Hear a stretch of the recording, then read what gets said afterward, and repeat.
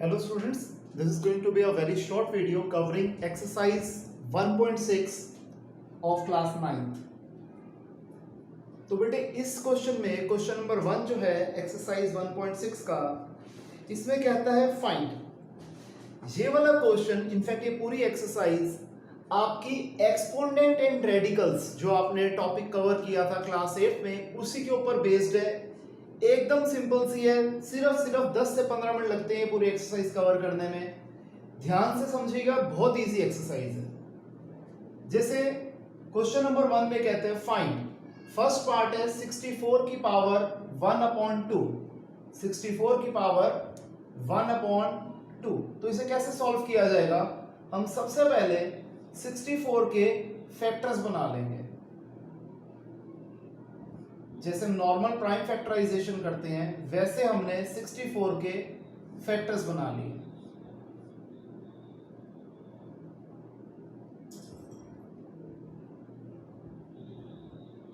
तो हमारे पास ये क्या आ गया, 64 के हमने फैक्टर्स बनाए तो 2 आ रहा है 6 टाइम्स। तो हम 64 की जगह लिख सकते हैं 2 की पावर 6, हमने लिख दिया 2 की पावर 6, और जो पावर में 1/2 है वो वैसे का वैसा। अब यहां पर हम 2 1s 2 3s 6, 2 का क्यूब आ गया। 2 का क्यूब होता है 2 × 2 × 2, तो आपका आंसर आ गया 8।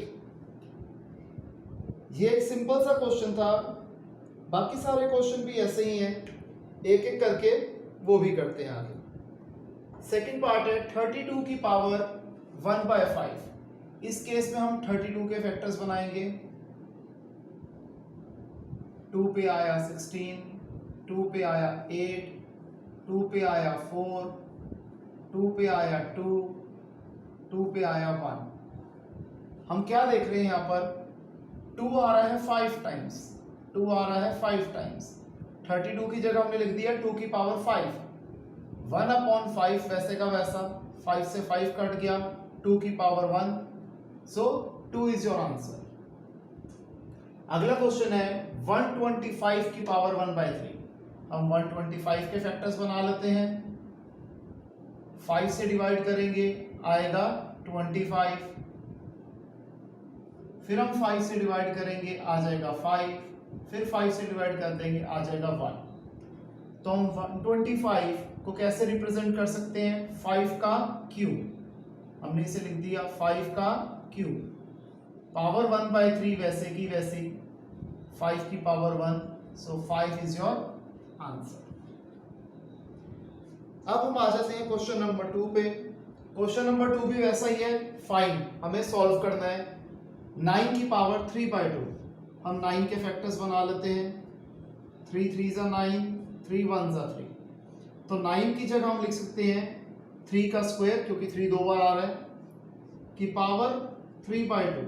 2 से 2 कट गया, 3 का क्यूब आ गया, that is 3 × 3 × 3, so 27 is your answer. Again 32 की पावर 2/5।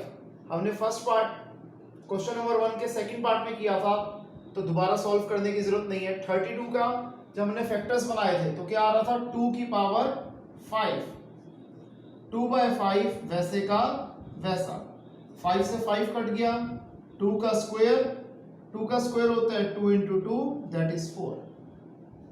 अगेन 16 की पावर 3/4।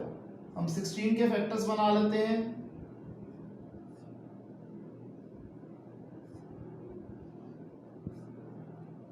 तो 16 को मैं यूं भी लिख सकता हूं 2 की पावर 4, पावर 3/4 थी वो वैसे का वैसा, 2 का cube, 2 × 2 × 2, so 8 is your answer. अब हम करते हैं क्वेश्चन नंबर 2 का फोर्थ पार्ट।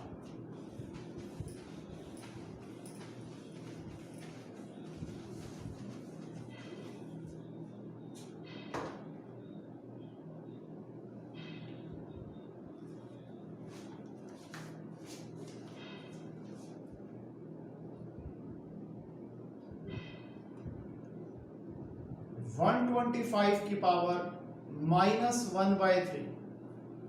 हम 125 के फैक्टर्स बनाते हैं। 5 पे आया 25, 5 पे आया 5, फिर 5 पे आया 1।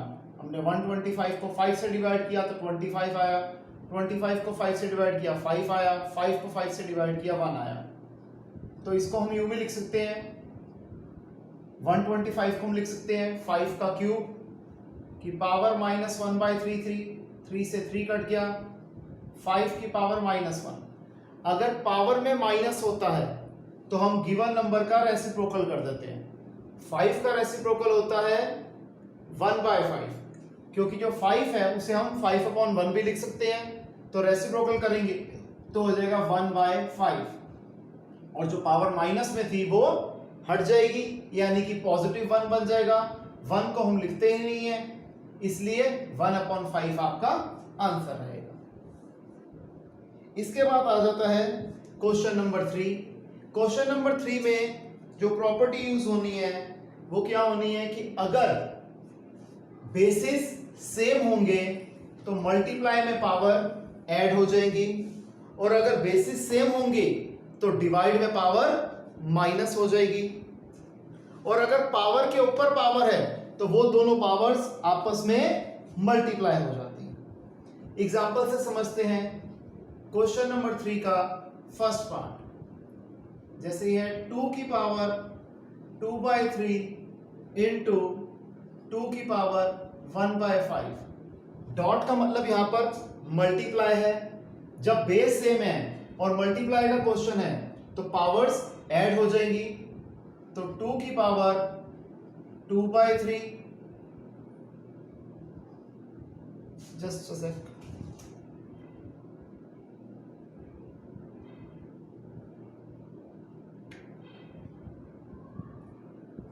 तो ये हो जाएगा बेस सेम, मल्टीप्लाई में पावर ऐड हो जाएंगी।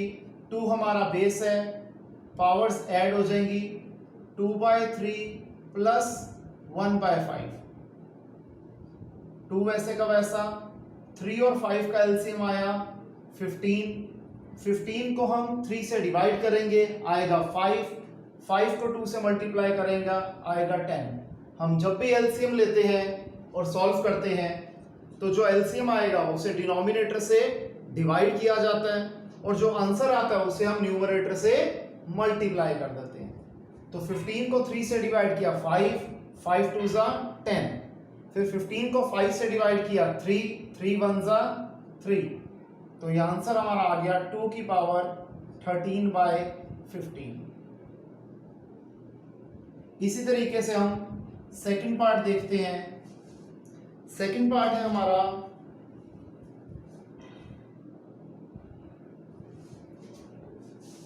1/3।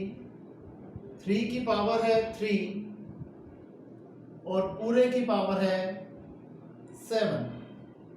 1 की पावर जो मर्जी हो, आंसर हमेशा 1 आता है, और यहां पर पावर की पावर मल्टीप्लाई हो जाती है, तो 3 वैसे का वैसा, ये जो पावर है 3 की, 3 × 7 21, तो 1/3 की पावर 21, या फिर हम इसे यूं भी लिख सकते हैं कि 1/3 के पूरे की पावर 21, क्योंकि 1 को जितनी मर्जी बार 1 से मल्टीप्लाई कर दो आंसर 1 ही आएगा, तो ये वाली फॉर्म भी एकदम एप्रोप्रिएट है। इसके बाद आ जाता है थर्ड पार्ट, जो कि है 11 की पावर 1/2 डिवाइडेड बाय 11 की पावर 1/4। अब जब बेसिस सेम है, डिवाइड में पावर माइनस हो जाएगी। जब बेसिस सेम है, डिवाइड में पावर माइनस हो जाएगी, तो हमने 11 वैसे का वैसा लिख दिया, और ये लिख देंगे 1/2 माइनस 1/4।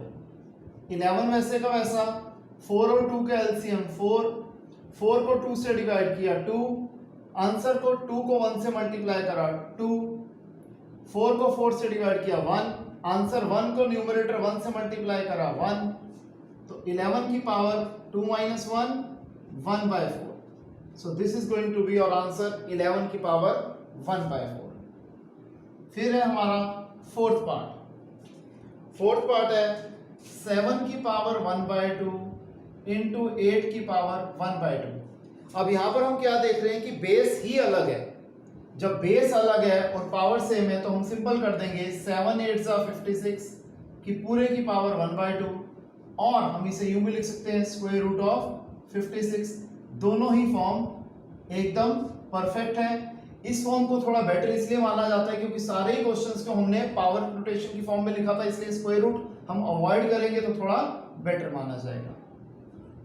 इतना आप करिएगा, जो एग्जांपल्स हैं पूरे चैप्टर 1 के वो करिएगा। असाइनमेंट्स आपको मिल जाएंगी आज ही, वो सारी भी आप अटेम्प्ट करेंगे। 1 मार्क्स क्वेश्चन की असाइनमेंट अलग होगी और जो 2, 3 और 4 मार्कर्स क्वेश्चन होगी उसकी असाइनमेंट अलग होगी। दोनों असाइनमेंट आपको मिल जाएंगी आज ही। तो आप नेक्स्ट क्लास तक वो सारा अटेम्प्ट करके रखना। जो डाउट्स हो आप कॉल करके पूछ सकते हैं। तब तक के लिए बेटे नेक्स्ट क्लास के लिए बाय, सी यू।